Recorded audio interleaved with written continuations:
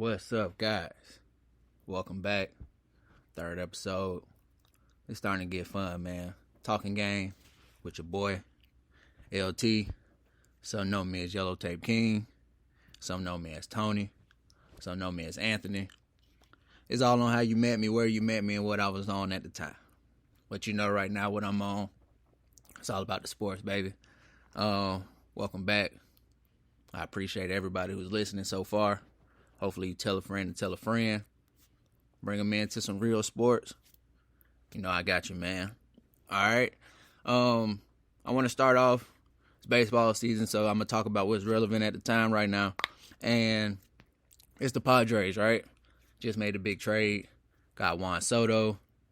But, you know, looking at their roster, this has been building for a while. You know, this is bigger than Juan Soto for the Padres.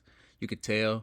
You go back to, I was thinking, only going back to like 2020 when they went after Blake Snell after the Rays proved they didn't want the World Series because of analytics.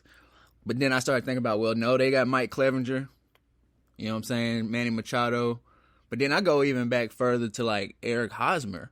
And it's like they've been showing the willingness to spend money if you want to come play in San Diego. Now, would you rather go to San Diego or L.A. seems to be the question. And most people want to go to L.A. other than Manny Machado, which is crazy. He chose San Diego, right? Or maybe San Diego chose them after Manny Machado decided not to run it out in the World Series. That's a whole nother conversation. But looking at them last night, I don't really follow the Padres that often. But looking at them last night, just from what I was seeing, you could see just a different swagger about them. You could see the confidence that they're having. And I was talking to my cousin about them because I was like, now, the Padres going to end up in my I don't want to hear about them no more box. And I think I'm going to make a segment of that when we expand. Basically, that's teams that I don't care who they got. I don't want to hear about them until they show me. And when I say show me, you got to get a chip. Matter of fact, these teams are the Browns and the Clippers, so not even a chip, right? Get to the Western Conference Finals, right, and come holler at me. But I looked at their pitching staff because I was like, well, who they got? I was like, maybe Yu Darvish at the top, which I think he is, but not only Yu Darvish, you got Mike Clevenger, and then you got Blake Snell. And, you know, Blake Snell is a proven playoff pitcher. You know what I'm saying? He's one of those people who you don't care. I mean, you do care. Let's not take it too far, but you trust him in the playoffs. You know, he can have a rough regular season, but the playoffs, you know you can give him the ball. I always say you need somebody in game 1 or game 3. He's definitely a game 3, need that win at home kind of pitcher. And that matters in the playoffs, you know. So that's interesting. Their staff is a lot better than I thought because, like I say, I don't really follow the Padres. When I went back and looked, I was like, well, Yu Darvish ain't bad. Mike Clevenger is pretty good. I was like, Blake Snell is their dog that's going to get it. I didn't check to see who would be their fourth guy. But, hey, man, it's going to be pretty good. And then, you know, of course, Fernando Tatis coming back. I'm looking. I'm like, wow, that order can go 1, 2, 3. Tatis, Machado, and then Soto at third, I'm guessing. Put Tatis at first because you got speed on the bags. Imagine Tatis just getting a single. Now you got to worry about him on the bags. He still gets second. Machado get up. Then, oh my gosh, it's nasty out here right now. You got last year's MVP and potentially this year's MVP, even though I think Paul Goldschmidt is slowly running away with this thing.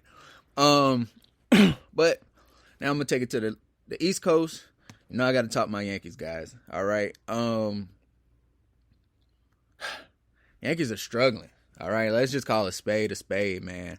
The Yankees are struggling. Their pitching staff has been mediocre at best.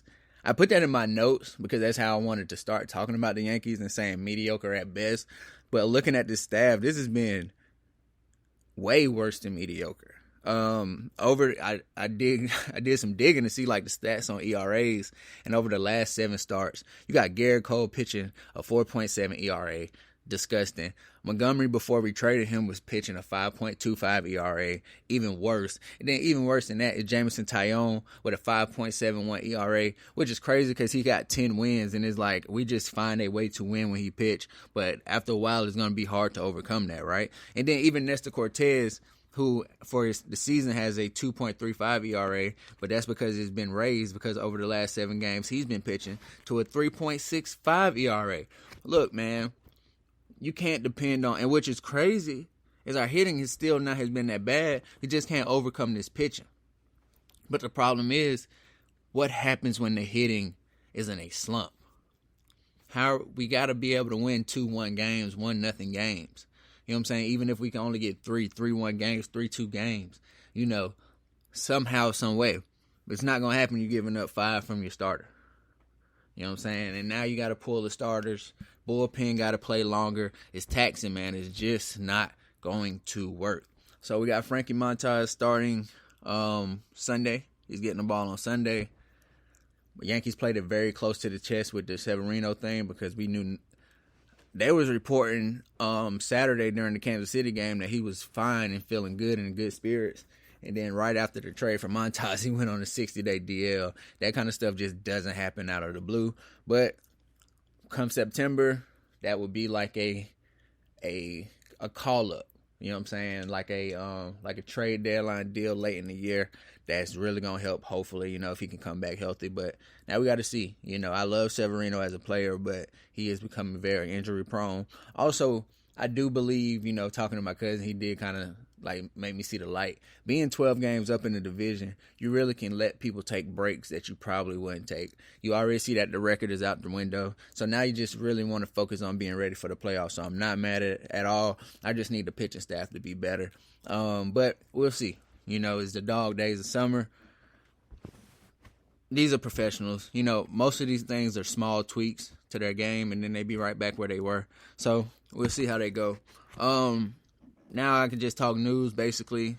RIP to Vin Scully. Anybody who is in the space of media and sports, you have to have some love for Vin Scully, even if you didn't follow his career. Somebody who broadcast Dodger games for 67 years. My boy has seen Sandy Koufax and Clayton Kershaw. And that's just that. I'm not going to sit here and act like I was just a huge Vin Scully fan. I'm not going to sit here like I made sure I listened to the radio to listen to his games. But you got to have a respect for a guy in a space like that to do it as long as he did. All right, so second, I'm going to say RIP to Bill Russell. We all know the on-the-court stuff, 11-time champ, never be broken, 5-time MVP, arguably the best defender of all time. We all know that. First black coach, player coach, won championships as a player coach, inspiration for all, led the summit, with Muhammad Ali, Jim Brown, Kareem Abdul-Jabbar, young Kareem Abdul-Jabbar. That's crazy. You know what I'm saying? That's the things that I think if anybody wants to look into Bill Russell, that's the stuff people should look into. 'Cause like I said, we all know the sports. We all know the accolades. Shout out to him for having the MVP trophy named after him because it wasn't around when he was winning all those championships. So he'd probably be 11-time finals MVP, which is crazy. Now he get it every year, right? So, yeah, I would just encourage people to look up the stuff that he did off the court because he was a true civil rights leader. And think about him playing in Boston, right? In the 50s and 60s. Man, I don't want to go to Boston right now. I'm not going to lie, as a black man in 2022. So I couldn't imagine what it was like back then, right? Well, RIP to Bill Russell. Next, I do want to talk to Deshaun Watson. Came out this morning that the NFL wants to appeal his suspension of 6 games. I don't even know how that works, but to me, this is just ridiculous. And I'm not saying it's ridiculous because... Actually, I'm going to say, it is, the reason it's ridiculous is because it's public perception that is driving this. I don't think the NFL gives a fuck. And let's be honest, you had 2 judges and an arbitrator throw out cases or deal out a less harsh punishment in the case of the arbitrator. Arbitrator only wants 6 games, now the NFL wants the whole season. That just doesn't make sense when you have 2 judges that threw the case out. Right? So who in the NFL is a judge? You know what I'm saying? Why even hire an arbitrator? And I know I'm probably going to look bad because everybody's talking about the victims. And if those victims are victims, right? Because in the court of law, they weren't found as victims. I do apologize for this. But I am only dealing with the facts of the cases, and the facts of the cases, they got thrown out, right? Everybody settled. So I'm trying to figure out who in the NFL is the judge and what is the point of an independent arbitrator anyway, right? If you're not going to like what they give you. I wouldn't even bring an arbitrator in if I'm just going to fight what the other person's going to do. I can do that with the individual themselves, and they probably save a couple $1 million. But that's just me. Also, just coming out is Britney Griner being sentenced to... Hold on, I got to find this quote by George Bush. Nah, he's more competent. But I have to find this quote from Joe Biden. Yes, Britney Griner has been sentenced to 9 years in a Russian prison. Sad case, man. It's a sad case. I mean, I hope she get out. It's just the wrong time for her. It's the wrong time. Hold on, I'm trying to find this statement right here that Joe Biden, because to me, what I got from it was, if you ever seen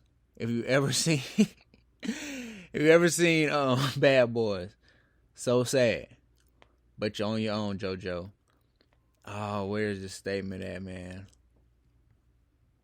Today, American citizen Britney Griner received a prison sentence that is one more reminder of what the world already knew. Russia is wrongfully detaining Britney Griner. It's unacceptable, and I call on Russia to release her immediately so she can be with her wife, loved ones, friends, and teammates. My administration will continue to work tirelessly to pursue every possible avenue, man, to bring Britney and Paul Whelan home safely and as soon as possible. Man, look, it's the wrong time to be locked up in Russia. Okay, now free Britney Griner.